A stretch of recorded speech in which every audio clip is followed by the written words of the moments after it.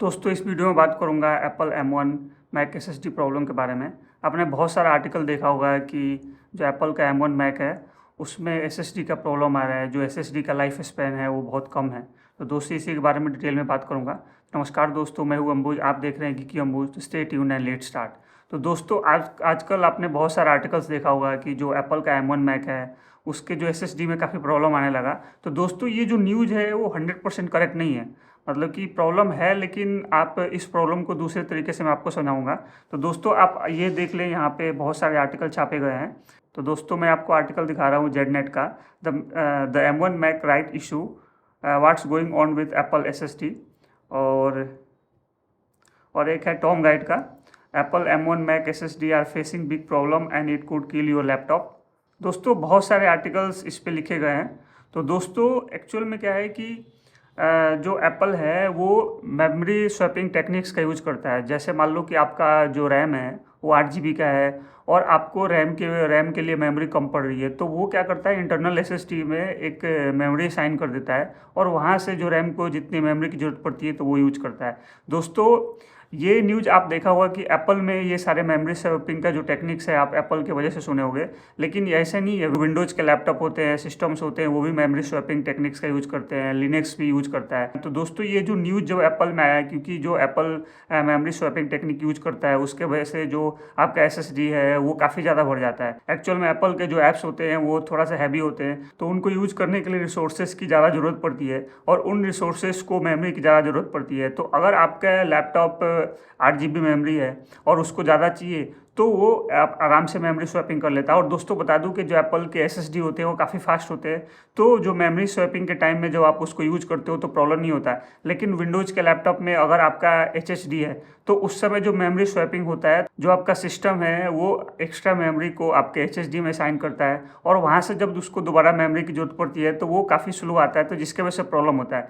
तो दोस्तों बता दूँ कि जो एप्पल है वो मेमोरी स्वैपिंग में क्या करता है कि जैसे मान लो कि आप एप्लीकेशन चला रहे हो, तो जो एप्लीकेशंस की प्रायोरिटी बहुत कम होती है तो वो क्या करता है कि एसएसडी में उसको मेमोरी अलग से साइन कर देता है, और जो आप करंट एप्लीकेशन को चला रहे हो वो कम्प्लीटली उसको रैम में रखता है, जिसके वजह से जो भी आप एप्लीकेशन चलाते हो तो स्लो नहीं पड़ता है। अब दोस्तों बताता हूँ कि एसएसडी के प्रॉब्लम्स के बारे में। तो दोस्तों और सारा सिस्टम आप यूज करते हो तो उनसे ज़्यादा जो एप्पल का जो एसएसडी होता है वो ज़्यादा मेमोरी कवर करता है और इसके वजह से जो आपका एसएसडी है वो जल्दी भरता है। और दोस्तों बता दूं कि जितने भी एसएसडी होते हैं उनका जो लाइफ स्पैन होता है वो एक लिमिटेड होता है, मतलब कि वो बहुत ज़्यादा नहीं चलते। अब बहुत ज़्यादा में ऐसा नहीं कि वो 1 साल 2 साल में डेड हो जाएगा, उसकी लाइफ एक्सपेक्टेंसी होती है। और दोस्तों ये जितने भी कंपनी हैं जो एसएसडी बनाती हैं उन्होंने एक लाइफ एक्सपेक्टेंसी को उन्होंने TBW में काउंट करा है, उसको बोलते हैं टेराबाइट्स रिटेन। इसका मतलब कि आपका सपोज करो कि 256 GB का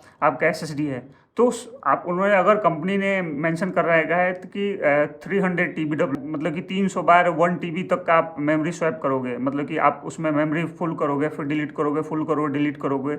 ये प्रोसेस मतलब कि जितने भी मेमोरी है वो टोटल 300 GB तक जाता है, तो उसके बाद से इसका डेड होने के चांसेस रहता है। तो दोस्तों ये जो कंपनी मेंशन करती हैं वो इसलिए मेंशन करती हैं क्योंकि ये एक उन्होंने एक्सपेक्टेंसी दिया है कि आप इतने जीबी तक का, जैसे मान लो कि 300 TBW है तो 300 TBW तक का ये वारंटी कवर करते हैं, उसके बाद वारंटी कवर नहीं करते। इसका मतलब ऐसा नहीं है कि जो आपका एसएसडी है वो डेड हो जाएगा। दोस्तों एक तो वारंटी कवर करने का अलग से टाइम होता है, लेकिन उसके बाद भी चलती हैं। दोस्तों एप्पल की प्रॉब्लम यह है कि एप्पल ये सारी चीज़ें मेंशन नहीं करता कि कौन सी कंपनी का एसएसडी यूज करता है और उसकी TBW वैल्यू कितनी है। अब दोस्तों बताता हूँ कि अगर आप लैपटॉप परचेज करने के बारे में सोच रहे हैं, एप्पल के मैकबुक एयर और मैकबुक प्रो परचेज करने के बारे में सोच रहे होंगे, ये सारे न्यूज़ आप सुन के आप वरी हो रहे हो, तो मैं आपको एक सजेशन देता हूँ कि मैंने अभी जो परचेज किया है वो 8 GB 256 GB का परचेज किया है और मुझे इस चीज़ का कोई डर नहीं है कि मेरा जो एसएसडी है वो जल्दी डेड कर जाएगा। लेकिन अगर आप कंसर्न है तो मैं आपको एक तरीका बताता हूँ। मेमोरी स्वैपिंग क्यों करता है लैपटॉप, क्योंकि जो आपका मैकबुक प्रो है, मैकबुक एयर है, उसको मेमोरी कम पड़ती है। तो जो आप लैपटॉप परचेज करें, मतलब कि जो मैकबुक परचेज करें वो आप 8 GB बेस वेरिएंट ना परचेज करके 16 GB वेरिएंट परचेज करें। और दोस्तों बता दूं कि एक तो मेमोरी स्वैपिंग की प्रॉब्लम सॉल्व हो जाएगी, 16 GB बहुत ज़्यादा मेमोरी होता है। उसके बाद भी अगर आपको मेमोरी कम पड़ती है तो दोस्तों मैं आपको सजेस्ट करूंगा कि जो SSD है 256 GB ना परचेज करके आप 512 GB परचेज करें या 1 TB परचेज करें, क्योंकि लोअर जो SSD होते हैं उसका TB वैल्यू कम होता है और जो हायर SSD होते हैं उनका TB वैल्यू ज़्यादा होता है, क्योंकि जो SSD होते हैं उसमें नैंड फ्लैश मॉड्यूल्स का यूज किया जाता है, जिसके वजह से क्या होता है कि उतनी ही जगह में बहुत सारे ज़्यादा नैंड्स मॉड्यूल आ जाते हैं, जिसके वजह से क्या होता है कि जब भी आप उसमें रीड और राइट करते हो तो वो इक्वली डिस्ट्रीब्यूट होता है, मतलब कि जो आपका मेमोरी होता है इक्वली डिस्ट्रीब्यूट होता है, जिसके वजह से नैंड मॉड्यूल्स होते हैं उस पर कम लोड पड़ता है और जिसके वजह से क्या होता है कि जो SSD होती है उसकी लाइफ एक्सपेक्टेंसी बढ़ जाती है। दोस्तों मैं रिपोर्ट देख रहा था, उसमें क्या है कि जिन लोगों ने भी कंप्लेन करा है उनकी जो मतलब कि 1 महीने या 2 महीने में उनका 1% तक, मतलब कि लाइफ स्पेन 1% यूज हो गया। अब 100% लाइफ स्पेन यूज हो जाएगा तो उनका SSD खराब हो जाएगा, ऐसा नहीं है।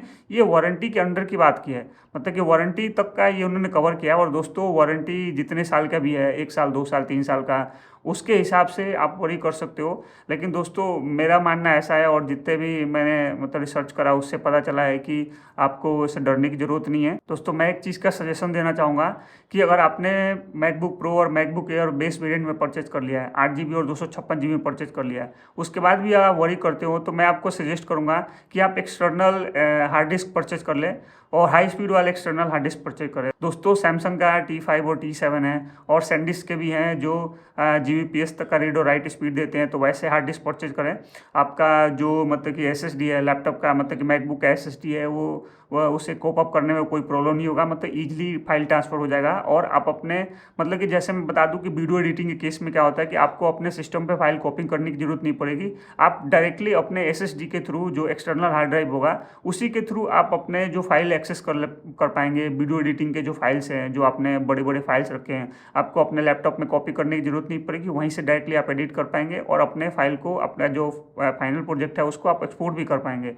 तो दोस्तों उम्मीद करता हूं कि आपका जो प्रॉब्लम है वो सॉल्व हो चुका होगा।